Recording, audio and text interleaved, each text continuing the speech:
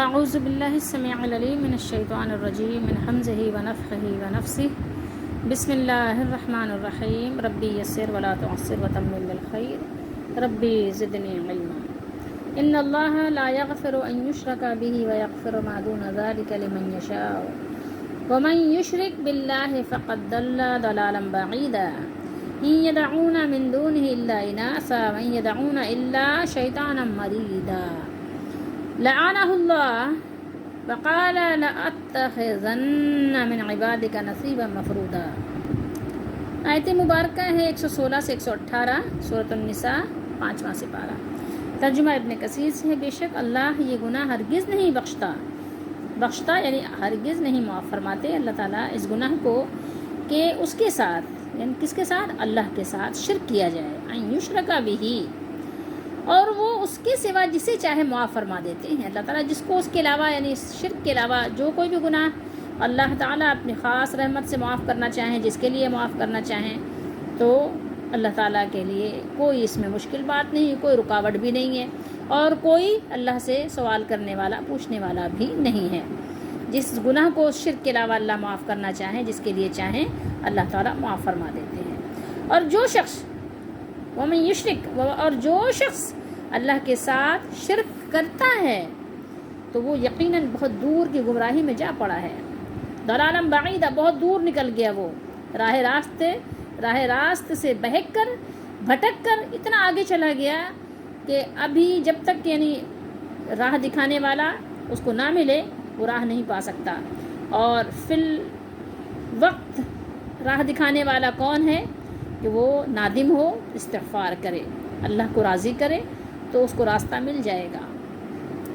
ان یدعون من دونہ الا اناثا، وہ لوگ اللہ کو چھوڑ کر کس کو پکارتے ہیں؟ دیویوں کو پکارتے ہیں۔ من دون الا اناثا، مؤنث کی جمع ہے نا، اناثا یعنی کس کو پکارتے ہیں؟ دیوی اور دیوتا، آپ جانتے ہیں نا، دیویوں کو پکارتے ہیں، یعنی کچھ ایسے بت بنا لیے ہیں جن کے نام انہوں نے عورتوں جیسے رکھے ہیں، تو ان کو وہ پکارتے ہیں، نعوذ باللہ کہتے ہیں کہ یہ اللہ کی بیٹیاں ہیں، اور بیٹی جب اپنے باپ سے کسی چیز کی فرمائش کرتی ہے یا سفارش کرتی ہے تو ابا اس کے راضی ہو جاتے ہیں، نعوذ باللہ، ٹھیک ہے۔ وہ لوگ اللہ کو چھوڑ کر دیویوں کو پکارتے ہیں، اور دراصل وہ سرکش شیطان ہی کو پکارتے ہیں، وہ نہیں پکارتے ہیں وَإِن يَدْعُونَ إِلَّا شَيْطَانًا مَرِيدًا، وہ کس کو پکارتے ہیں؟ وہ دیوی دیوتا کچھ بھی نہیں ہے بلکہ وہ شیطان ہے جس کو وہ پکارتے ہیں۔ لعنہ اللہ، اللہ نے اس پر لعنت کی ہے، لعنت، اور اس نے کہا کہ میں تیرے بندوں میں سے ایک مقرر حصہ ضرور لے کر رہوں گا۔ اب اس آیت مبارکہ کا ہم پچھلی آیت مبارکہ سے ربط دیکھیں تو پچھلی آیت میں اس شخص کا ذکر ہے جو رسول اللہ صلی اللہ علیہ وسلم کی مخالفت کرے یا کرتا ہے، اور مومنوں کے راستے کے سوا کسی اور راستے کی پیروی کرتا ہے۔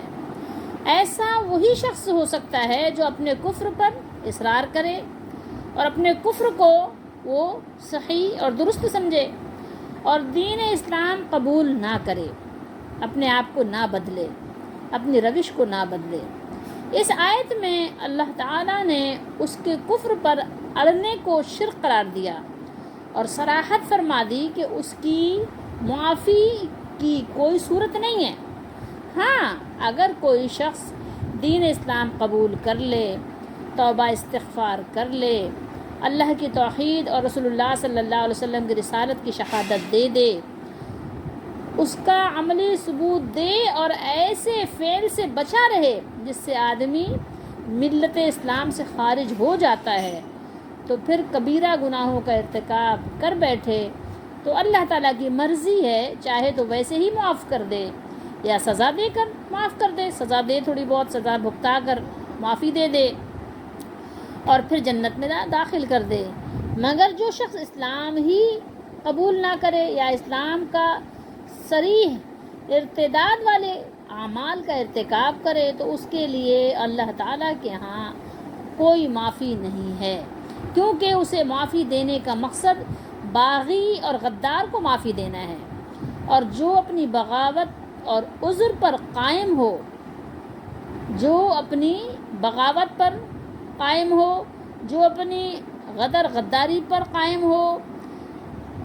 بغاوت کو کوئی معمولی سے معمولی بادشاہ بھی برداشت نہیں کرتا. پتہ ہے آپ کو، کسی بھی بادشاہ کی اگر مخالفت کی جائے تو فبیہا، ہو سکتا ہے کہ وہ درگزر سے کام لے، لیکن اگر کوئی بغاوت پر اتر آئے تو دیکھتے گولی مار دینے کا حکم ہے.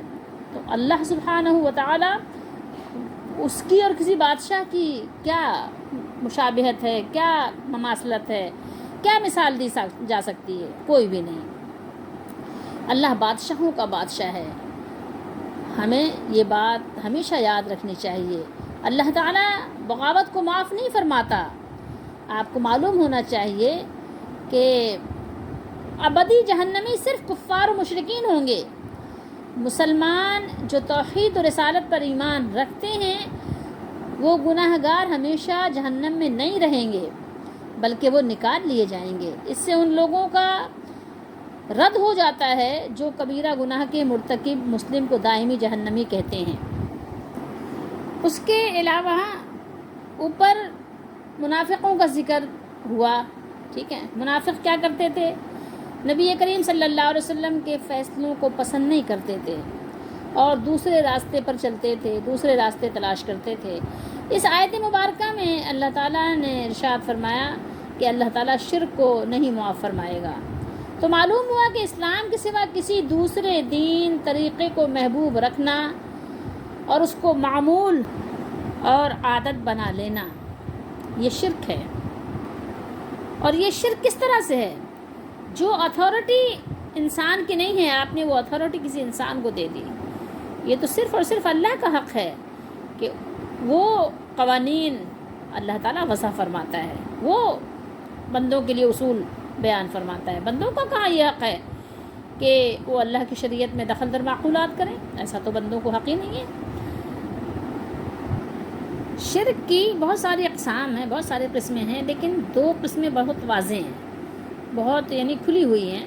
ایک تو یہ کہ آپ نے اللہ تعالیٰ کی صفات کسی میں آپ نے رکھ دیں اور اللہ تعالیٰ کی طرح اس سے ڈرنے لگے اور اس سے اللہ تعالیٰ کی طرح مانگنے لگے، امیدیں لگانے لگے، اس کی پرستش کرنے لگے، زندہ یا مردہ کی. ٹھیک ہے، ایک تو یہ ہے. دوسری یہ ہے کہ اسلام کے سوا آپ نے کسی اور دین کو اختیار کر لیا.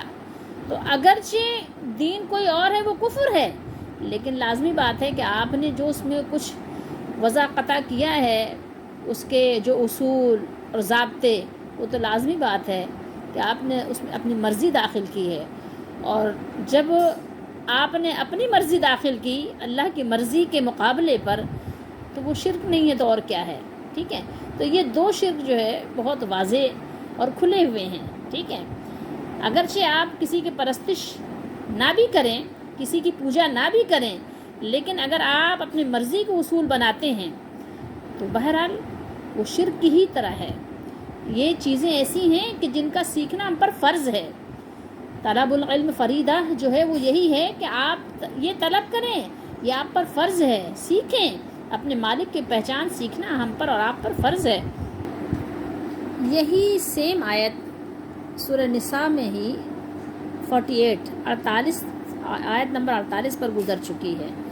وہاں پر اللہ تعالیٰ نے ارشاد فرمایا ان اللہ لا یغفر ان یشرک بہ ویغفر ما دون ذلک لمن یشاء ومن یشرک باللہ فقد افتری اثما عظیما. وہاں اللہ نے فرمایا کہ بے شک اللہ یہ گناہ نہیں معاف فرمائیں گے کہ اس کے ساتھ شرک کیا جائے، اور وہ اس کے علاوہ جسے چاہے بخش دیتے ہیں. اور جس نے اللہ کے ساتھ شرک کیا تو اس نے جھوٹ گڑھا اور بڑے گناہ کا کام کیا. اسمن عظیمہ، بہت ہی عظیم جرم کیا اس نے. اور یہاں پر آیت نمبر 116 میں یہی آیت بیان فرمائی، لیکن لمن یشاء کے بعد تھوڑی سی تبدیلی ہے. ذالک لمن یشاء کے بعد یہاں پر ہے ومن یشرک باللہ فقد ضل ضلالا بعیدا، اور 48 پر ہے ومن یشرک باللہ فقد افتری اثما عظیما. تھوڑا سا فرق ہے، زیادہ کوئی فرق نہیں ہے، بس یہاں سے فرق ہے. فقد، یہ فقد تک تو سیم ہے، یہاں سے یہ اتنا حصہ جو ہے وہ اس میں تبدیلی ہے. یہاں ہے دل ضلالا بعیدا اور 48 پر ہے افترا اسما عظیما. بس اتنا سا فرق ہے. ٹھیک ہے, یہی سیم آیت اللہ تعالیٰ نے یہاں پر ریپیٹ فرمائی ہے, دہرائی ہے. یہ ہمارے سامنے ضیاء القرآن ہے پیر محمد کرم شاہ الازہری کی. انہوں نے اپنی تفسیر میں لکھا ہے, وہ کہتے ہیں کہ اول تو اللہ تعالیٰ کے سوا کسی کو معبود بنانا اس سے بڑھ کر دلالت کیا ہو سکتی ہے. دلالت کا معنی جان لیجیے گمراہی کیا ہو سکتی ہے. اور پھر وہ لکھتے ہیں کہ پھر بنایا تو کن کو, پتھروں کو جن میں کسی قسم کی حص و حرکت بھی نہیں. ٹھیک ہے, یہ ضیاء القرآن کا میں آپ کو ان کا جو یعنی کہیے کہ تفسیر یا وضاحت جو بھی ہے وہ آپ کو سنا رہی ہوں. کہہ رہے ہیں کہ پھر بنایا بھی تو کن کو, پتھروں کو جن میں کسی قسم کی حص و حرکت بھی نہیں اور عورتوں کے نام سے موسوم ہیں. ٹھیک ہے, تو یہ وہ کہہ رہے ہیں کہ پتھروں کو, میں آپ کو یہ بتا رہی ہوں, وہ پتھر ہو یا وہ موم ہو یا وہ لکڑی ہو یا وہ کوئی اور دھات ہو یا وہ کوئی انسان ہو یا وہ کوئی انسان کی اپنی خواہش ہو یا وہ کوئی پیر فقیر ہو. ٹھیک ہے, یہ تو کسی کو بھی آپ اللہ تعالیٰ کے ساتھ آپ نسبت اس طرح نہیں کر سکتے کہ اللہ کی صفات کسی کے اندر لا کر دھر دیں. لیکن ایک بات یاد رکھیں, جو انہوں نے لکھا ہے خود انہی کی بات میں آپ کو بتانا چاہتی ہوں کہ پتھروں کو, یعنی یہ پتھر کو کہہ رہے ہیں کہ پتھر یعنی بے جان ہے, ان کو آپ نہیں بنا سکتے معبود. ٹھیک ہے, تو جو لوگ مندروں میں جا کر پتھروں کی پوجا کر رہے ہیں یا پتھروں سے کوئی نقش و نگار بنا کر ان کا کوئی نام رکھ کے ان کی پوجا کر رہے ہیں, ٹھیک ہے, اس کو تو یہ غلط مان رہے ہیں. لیکن میں آپ کو ایک مثال کے ساتھ سمجھانا چاہتی ہوں کہ یہ بتائیے کہ جو مزاروں کے نام پر پتھروں کی پوجا ہو رہی ہے, کیا وہ صحیح ہے؟ کیا وہ پتھر کو جاندار ہو جاتے ہیں؟ کہ جو مزاروں پہ یہاں تک کہ سیڑھیاں ان کی اور ان کے جو ارد گرد دیواریں ہیں, جو ان کے در و دیوار, دروازے اور اسٹیپس جو وہاں پر بنے ہوتے ہیں, ہر چیز کی وہاں طاق, وہاں جو چراغ جلتے ہیں, ہر چیز کی پوجا پاٹ ہو رہی ہے. اگر کسی کو یقین نہ آئے تو وہ جا کر دیکھ لے کہ آج کے دور میں مزاروں پر جو حال ہو رہا ہے, اگر وہ مندروں سے کہیں کچھ کم ہے تو ذرا جا کر اپنی کھلی آنکھوں سے نظارہ کر کے آئے اور پھر وہ انصاف سے, عدل سے بات کرے کہ کیا وہ کچھ صحیح ہے, کیا وہ پتھر نہیں ہے جن پتھروں کو چوما چاٹا جا رہا ہے, کیا ان پتھروں کے اندر کوئی کسی قسم کی برکت پیدا ہو گئی ہے. اللہ کے رسول صلی اللہ علیہ وسلم نے تو حجر اسود کو چوما تھا, تو حضرت عمر رضی اللہ تعالیٰ عنہ چومنے لگے تو باقاعدہ وضاحت کر دی کہ اے حجر اسود, تو ایک پتھر ہے, میں صرف اس لیے چوم رہا ہوں کہ اللہ کے رسول صلی اللہ علیہ وسلم نے تمہیں چوما ہے, ورنہ مجھے معلوم ہے کہ تمہارے اندر نہ نفع اور نقصان کی کوئی صلاحیت, کوئی برکت نہیں ہے. یہ عمر رضی اللہ تعالیٰ عنہ کا بیان بخاری شریف میں, صحیح البخاری میں موجود ہے. آج مزاروں کے نام پر جتنی پتھروں کی پوجا ہو رہی ہے وہ مندروں سے کچھ کم نہیں ہے. بے شک کہ ہو سکتا ہے میری بات کسی کو بہت سخت اور بری لگے, لیکن ظاہر ہے کہ سچ تو کڑوا ہوتا ہے. ٹھیک ہے, ہم کسی صورت میں اس کو نہ حلال سمجھتے ہیں, نہ جائز سمجھتے ہیں, اور نہ ہی اس کو ہم دین اسلام کی کسی بھی قسم کی طریقے اور اصول سے صحیح سمجھتے ہیں. ہرگز نہیں صحیح سمجھتے, بالکل غلط ہو رہا ہے اور شرک ہی ہو رہا ہے وہاں پر, اور اس کو روکا بھی نہیں جا رہا ہے. کہ مندروں پہ پتھر پوجے جائیں تو وہ غلط ہوں اور قبروں پہ پتھر پوجے جائیں تو صحیح کیسے ہو سکتے ہیں؟ نام بدل دینے سے کوئی چیز جائز نہیں ہو جاتی. یہ آپ یاد رکھیے, ہمیشہ یاد رکھیے اس چیز کو, اس اصول کو یاد رکھیے.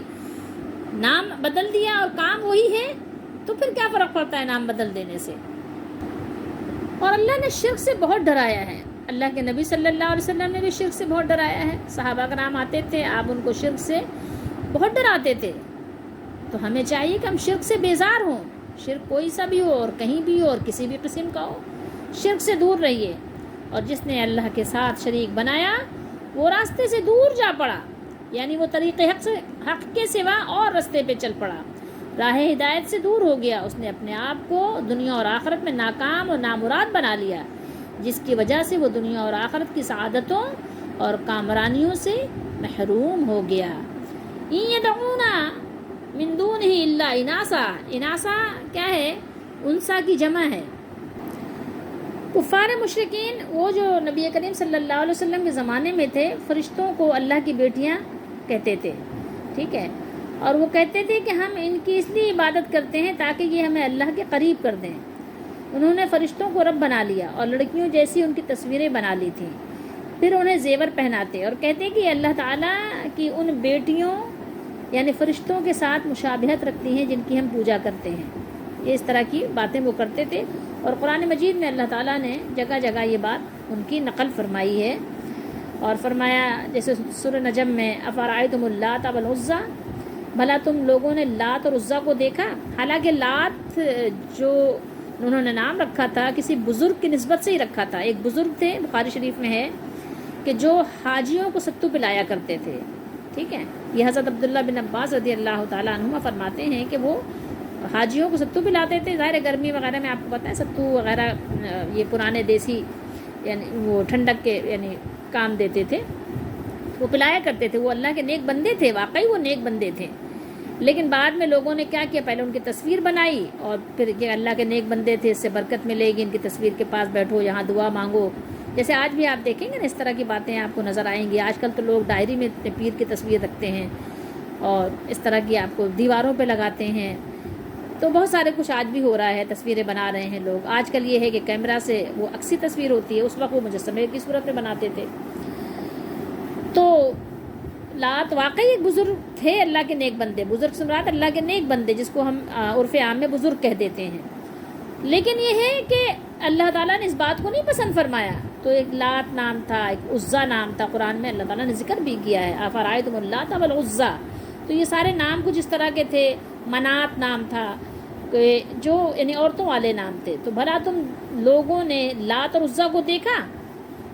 اور فرمایا وجعلوا الملائکۃ الذین ھم عباد الرحمن اناثا، سورہ زخرف میں فرمایا، اور انہوں نے فرشتوں کو جو رحمان کے بندے ہیں انہوں نے کیا کیا، عورتیں قرار دے لیا، ان کو مؤنث بنا لیا ہے۔ اور فرمایا وجعلوا بینہ وبین الجنۃ نسبا، اور ان لوگوں نے اللہ کے اور جنات کے درمیان بھی قرابت داری یعنی نسب قرار دے دیا ہے، نسبی تعلق ٹھہرا لیا ہے۔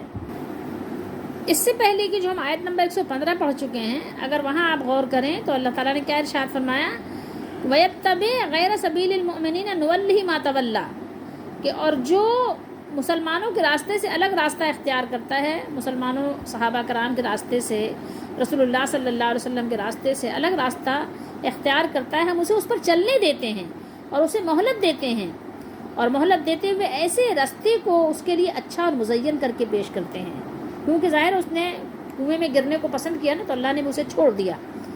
تو اب آپ بتائیے کہ اللہ نے مزین کس طرح کیا ہے؟ یہ جاتے ہیں کہتے ہیں دیکھو مزاروں پہ ہم گئے تھے، یہ ہمارا کام بن گیا، یہ ہماری بیماری دور ہو گئی، دیکھو وہاں پر ہم نے یہ کرامت دیکھی، وہاں پر تھوڑا سا کھانا بہت سارا ہو گیا، وہاں کا کھانا بڑا مزیدار تھا، وہاں ہم نے سوکھی روٹی بھی کھائی تو اس میں بڑا یعنی ذائقہ تھا، بڑا ٹیسٹ تھا، بڑا سواد تھا، ٹھیک ہے۔ اپنے اپنے زبان میں لوگ اس طرح کی باتیں کرتے ہیں۔ تو یہ کیا ہے کہ ان کی نگاہوں میں ان کے عمل مزین ہو گئے، ٹھیک ہے۔ فلاں اتنے عرصے سے بیمار تھا، وہاں گئے، مزار کی مٹی لگائی، مزار کا پانی پیا، ٹھیک ہو گئے، صحت یاب ہو گئے۔ تو اس طرح کی چیزیں کیا ان کی نگاہوں میں مزین کر دی گئیں۔ وہ کہتے ہیں وہ گئے تھے وہاں پہ جہاں پر بہت سارے مگرمچھ ہیں نا، وہاں کا پانی وہاں سے نہایا تو پتہ نہیں کون سا مرض ٹھیک ہو گیا، وہاں کے پانی سے مگرمچھوں کے جو ہے کہ کہتے ہیں وہ، مطلب آپ یہ دیکھیں کہ یعنی ہر طرح کی گند جو ہے ان کے نظر میں کیا ہو گئی، خوبصورت ہو گئی۔ ہم اسے اس کو چلنے دیتے، چھوڑ دیتے ہیں اس کو اس کے راستے پہ۔ تو کیوں چھوڑ دیتے ہیں؟ کیونکہ اس نے اللہ کا راستہ، اللہ کے رسول صلی اللہ علیہ وسلم کا راستہ، صحابہ کا راستہ چھوڑ کر لوگوں کی یعنی بیہودہ اور بے طریقہ اور بے فائدہ فضول حرکتوں کو اختیار کر لیا، اور قرآن کی طرف نہیں آیا۔ قرآن کو سننا، سمجھنا، سیکھنا اس نے چھوڑ دیا، اللہ نے بھی اسے چھوڑ دیا اور بھٹک رہا ہے ادھر سے ادھر، ادھر سے ادھر۔ تو اسی آپ پیرائے میں دیکھیے کہ اللہ نے یہاں کیا بیان کیا، وَإِن يَدْعُونَ إِلَّا شَيْطَانًا مَرِيدًا، غور کیجئے ذرا، اور پکارتے ہیں تو شیطان سرکش ہی کو، یعنی اس کو پکارتے ہیں کیونکہ شیطان ہی نے انہیں اس کا حکم دیا اور مزین اور خوبصورت کر کے پیش کیا، لہذا در حقیقت یہ ابلیس ہی کی پوجا کرتے ہیں، جیسا کہ اللہ تعالیٰ نے فرمایا الم اعہد الیکم یا بنی آدم اللہ تعبدوا الشیطان، سورہ یاسین میں، اے اولاد آدم کیا میں نے تم سے قول و قرار نہیں لیا تھا کہ تم شیطان کی عبادت نہ کرنا؟ بتوں کی، فرشتوں کی، دیوی دیوتاؤں اور دوسری ہستیوں کی عبادت کرنے والے اپنے خیال میں جس کی بھی عبادت کرتے رہیں، حقیقت میں وہ سرکش شیطان ہی کی عبادت کر رہے ہیں، کیونکہ شیطان ہی نے انہیں اللہ کے دروازے سے دور کر کے، وہاں سے ہٹا کر، وہاں سے بھگا کر دوسروں کے آستانوں پر اور چوکھروں پر جھکا دیا ہے، وہیں پر انہوں نے اپنی لو لگائی ہوئی ہے۔ اور جن ہستیوں کو یہ پکار رہے ہیں، سمجھ رہے ہیں کہ وہ ان کی فریاد رسی کرنے آئیں گے، ان کی پکار کا جواب دیں گے، ان کی مدد کو آئیں گے، تو اللہ تعالیٰ نے قرآن پاک میں جگہ جگہ ارشاد فرمایا ہے، جن لوگوں کی یہ پوجا کرتے ہیں انہیں تو خبر ہی نہیں ہے۔ پوجا سے مراد یہاں دعا ہے، پکارنا ہے، بلانا ہے۔ کسی انتقال شدہ مرد یا عورت کو اگر آپ دور سے یا قریب جا کر اس کی قبر کے پاس بھی پکاریں، یا کسی زندہ کو بھی آپ دور سے پکاریں، آواز لگائیں، ہے تو زندہ لیکن ہے دور، آپ کراچی میں بیٹھے ہیں، وہ لاہور میں بیٹھا ہوا ہے، اسلام آباد میں بیٹھا ہوا ہے، وہ کہیں اور لندن امریکہ میں بیٹھا ہوا ہے، آپ اسے پکار رہے ہیں کہ آجا میرے پیر صاحب میری مدد فرما، تو یہ بھی پکارنا جائز نہیں ہے۔ کیوں؟ اس لیے کہ وہ آپ کی پکار نہیں سن رہے ہیں۔ اگر آپ یہ کہتے ہیں کہ ٹیلی فون کی مثال دیتے ہیں، موبائل کی مثال دیتے ہیں، یہ آپ کی مثال فضول ہے، فضول، ٹھیک ہے؟ موبائل سے آپ مثال مت دیجئے، اللہ تعالیٰ کی اور اس کے بندوں کی اور اس طرح کی مثال وہ جائز نہیں ہے۔ تو بہرحال ان کے بارے میں اللہ نے یہی فرمایا کہ ان کو خبر ہی نہیں ہے، قیامت کے دن وہ بالکل انکاری ہوں گے اور وہ آپ کو دشمن بن جائیں گے، وہ کہیں گے اللہ مجھے خبر نہیں تھی کہ یہ مجھے پکار رہے تھے، اور میں نے ان ظاہر جنہوں نے نہیں کہا تھا، جنہوں نے اس بات کی دعوت نہیں دی تھی، تو وہ تو ظاہر بری و ذمہ بھی ہوں گے۔ ہاں، جن لوگوں نے دعوت دی تھی، جنہوں نے اس طرح کے درس دیے تھے، لوگوں کو یہ باتیں سکھائی تھی کہ ہاں اللہ کے بندوں سے مانگو، قبروں کو پکارو، پیر صاحب کو دور سے پکارو، وہ تمہاری مدد کو آئیں گے، موت کے وقت پکارو، وہ تمہیں کلمہ پڑھانے آئیں گے، تو وہ اور بات ہے، وہ بھی سب برابر ہوں گے۔ لیکن جس نے نہیں کہا تھا بلا وجہ اس کو خواہ اپنی طرف سے لوگوں نے لگا دیا، جیسے شیخ عبد القادر جیلانی رحمۃ اللہ علیہ ہیں، یا جیسے حضرت عیسیٰ علیہ السلام ہیں، تو لازمی بات ہے کہ ان کی نہ تو یہ دعوت ہے، نہ ان کی یہ تبلیغ ہے، نہ ان کی یہ تعلیم ہے، لوگوں نے اپنی طرف سے خواہ منسوب کر دیا، تو وہ جانے اور پھر ان کا کام جانے۔ کل قیامت کے دن تو ظاہر ہے یہ بزرگ ہستیاں ان سے بری و ذمہ ہوں گی، کہیں گے اللہ مجھے ان کی پکارنے کی، دعا کرنے کی خبر ہی نہیں تھی، مجھے کیا پتا کہ ہمیں کون پکار رہا ہے، کون مانگ رہا ہے۔ یہ لوگ صرف شیطان کے کہنے پر اپنے وہم و گمان سے بنائی ہوئی ہستیوں کو پوج رہے ہیں۔ اچھا، بہت سے لوگ بیوقوف بناتے ہیں کہ پکارنا، بھائی پکارنا کیا؟ پکارنے سے کیا مراد ہے؟ پکارنے سے مراد ہے دعا کے لیے پکارنا۔ ویسے تو ظاہر آپ ایک دوسرے کو پکارتے ہی رہتے ہیں، وہ پکارنے کی بات نہیں ہو رہی ہے، قریب سے ایک دوسرے سے ظاہر آواز لگاتے ہیں، یا عبداللہ یا فلاں یا جن کا، یہ الگ بات ہے، ٹھیک ہے، یا عبداللہ کہہ رہے ہیں یا عبداللہ کہہ رہے ہیں، جو بھی، بہرحال آپ جو قریب سے پکار رہے ہیں اس کی بات نہیں ہو رہی ہے، جو آپ حاجت روائی کے لیے پکار رہے ہیں بات اس کی ہو رہی ہے۔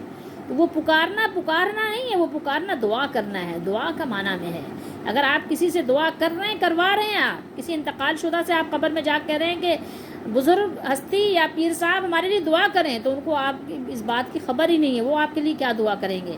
وہ تو آپ کی دعا کے لیے متمنی ہے کہ آپ ان کے لیے دعا کریں کہ اللہ تعالیٰ ان کی مغفرت کرے، ان کو معاف کر دے، ان پر رحم کرے، ان کو اللہ تعالیٰ اپنی رحمت میں جگہ دے، ان کی قبر کو کشادہ کرے، ان کو جنت الفردوس میں اعلیٰ مقام عطا کرے، ان کو اللہ تعالیٰ اپنے محبوبان بارگاہ کی، محبوب بندوں کی، اللہ اپنے نبیوں کی اور محمد رسول اللہ صلی اللہ علیہ وسلم کی شفاعت کا حقدار بنائے۔ آپ ان کے لیے جائیے تو دعا کیجیے، دعا تو آپ نے کرنی ہے، آپ وہاں سے کیا دعا کروا رہے ہیں؟ اگر دعا کروانی ایسی ہوتی تو اللہ کے نبی صلی اللہ علیہ وسلم قبروں کے پاس جا کر دعا ان سے کرواتے کہ قبر والوں دعا کرو، ٹھیک ہے، فلاں مہم پر جانا ہے، فلاں جنگ میں جانا ہے، دعا کرو۔ اللہ کے نبی نے دعا نہیں کروائی، صحابہ کرام نے کبھی قبروں پر جا کر دعا نہیں کروائی، تو اگر یہ دعا کروانا جائز ہوتا تو صحابہ کرام نے بھی ایسا کام کروایا ہوتا، جا کر دعا کرواتے، اللہ کے نبی صلی اللہ علیہ وسلم سے دعا کرواتے کہ آپ دعا کیجئے، ہم جا رہے ہیں مہم پر، ہم جنگوں میں جا رہے ہیں، ہم جہاد پر جا رہے ہیں، مجاہدے پہ جا رہے ہیں، آپ دعا کیجئے۔ تو کبھی آپ کو کسی حدیث میں یہ نہیں ملے گا کہ کسی اللہ کے نبی کے صحابہ نے جا کر ایسی دعا کروائی ہو۔ جب نہیں ملے گا تو پھر کیا ضرورت ہے فضول میں آپ اپنی طرف سے جو ہے ایسے کام کرنے کی۔ تو یہاں اس آیت میں اللہ تعالیٰ نے شرک کی وضاحت کی، اللہ کے سوا کسی دوسرے کو پکارنے کے ساتھ اللہ تعالیٰ نے منع فرمایا، اور جو پکارتا ہے وہ شیطان کو پکارتا ہے، کیونکہ عبادت میں کیا ہے، دعا بھی تو شامل ہے۔ دعا کیا ہے؟ دعا عبادت ہے۔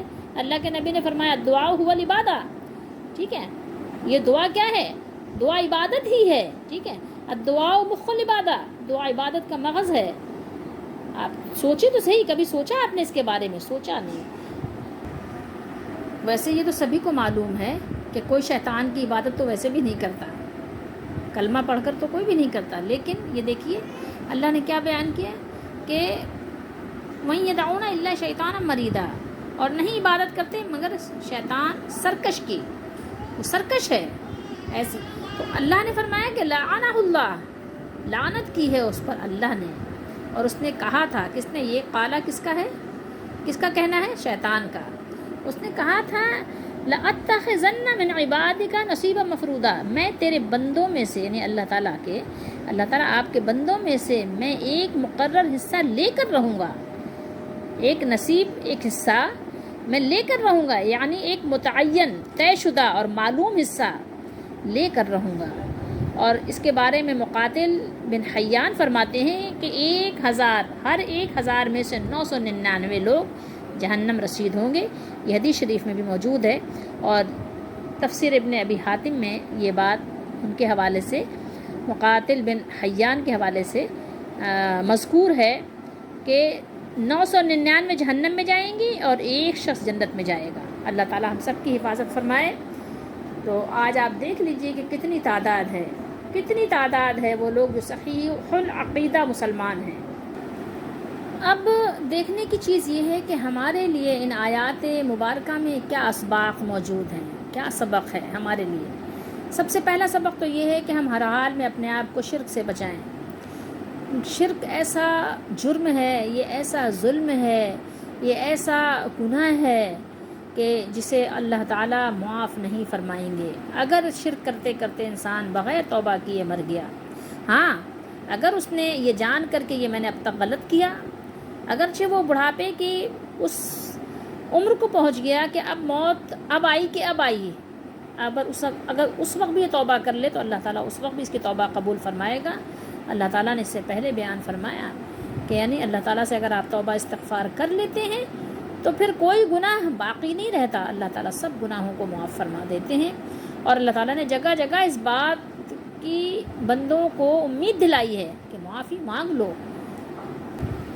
ثم یستغفر اللہ یجد اللہ غفورا رحیما۔ پھر جو بھی ہو، جو کوئی بھی ہو، جیسا بھی ہو، اگر وہ معافی مانگ لے تو اللہ کو بہت معاف کرنے والا، بہت غفور الرحیم، بہت پردہ ڈھانپنے والا اللہ کو پائیں گے وہ لوگ۔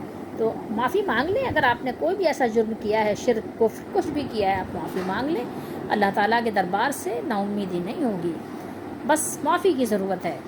تو ایک چیز تو یہ ہے کہ ہر حال میں اس سے ڈریں اور پھر معافی بھی مانگتے رہیں، ٹھیک ہے، ورنہ پھر کیا ہوگا، ورنہ راستہ کوئی نہیں ہے، گمراہی میں دور بھٹک جائیں گے اور پھر راستہ نہیں ملے گا۔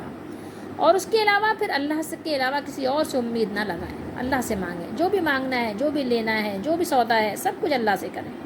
اللہ کے دربار میں کسی چیز کی کمی نہیں، اللہ نے آپ کو کسی اور کے اوپر نہیں چھوڑا، خالق بھی وہی ہے، رازق بھی وہی ہے، مالک بھی وہی ہے، سب کچھ وہی ہے۔ اس کے در پر اپنے آپ کو ڈال لیں اور اسی سے ہر طرح کی آس اور امید لگائے رکھیں، ٹھیک ہے۔ اور پوجا پاٹ کسی کی بھی ہو، کسی طرح کی بھی ہو، اس سے دور رہیں، ٹھیک ہے۔ کوئی چیز ایسی برکت اور عظمت والی نہیں ہے، جب اللہ کے نبی صلی اللہ علیہ وسلم نے نہیں بیان کیا، نہیں بتایا، تو کوئی بھی چیز کسی کے بتانے سے نہ دین بن جائے گی، نہ شریعت بن جائے گی۔ آپ کسی سے کچھ کو امید نہ لگائیں، نہ قبر سے، نہ قبر والوں سے، نہ قبر کے در و دیوار سے، نہ اس کے پتھروں سے، نہ وہاں پر لٹکے ہوئے جھالروں مالروں سے، کسی چیز سے امید نہ لگائیں کہ وہ بابرکت ہے، اس کو لے آئے پرس میں رکھ کے، اس کو لے آئے گھر میں لے آئے، اس کو ٹانگ دیا، اس کو رکھ لیا، اس کو چوم رہے ہیں، چاٹ رہے ہیں، کچھ نہیں، فضول، بے بنیاد، بے مقصد، ٹھیک ہے، صرف لغو ہے، یا تو کفر ہے یا تو شرک ہے۔ اور نہیں تو نبی کریم صلی اللہ علیہ وسلم کی مخالفت میں تو کوئی شک ہے ہی نہیں، کیونکہ نبی کریم صلی اللہ علیہ وسلم کی نہ یہ تعلیم ہے اور نہ آپ صلی اللہ علیہ وسلم کا طریقہ ہے، ٹھیک ہے۔ اور اس کے علاوہ شیطانی کاموں سے اپنے آپ کو دور رکھیں، ٹھیک ہے، کیونکہ اگر آپ نے شیطانی کام کیے تو کیا ہے، لعنت پڑے گی اللہ کی۔ اور شیطان نے تو اللہ تعالیٰ سے اس بات کا وعدہ کیا ہے کہ آدم علیہ السلام کی اولاد میں سے اس کا جو مقرر شدہ حصہ ہے وہ لے گا۔ تو مقرر لوگ کون ہیں؟ شیطان کے گروہ میں کون لوگ جائیں گے؟ وہ لوگ جائیں گے کہ جنہوں نے اللہ کا در چھوڑ دیا۔ قرآن کی طرف آئیے، قرآن کی تعلیمات پر عمل کیجیے، قرآن پڑھیے، قرآن سیکھیے، قرآن سمجھیے، قرآن پر عمل کیجیے، قرآن کے پیغام کو آگے پہنچائیے۔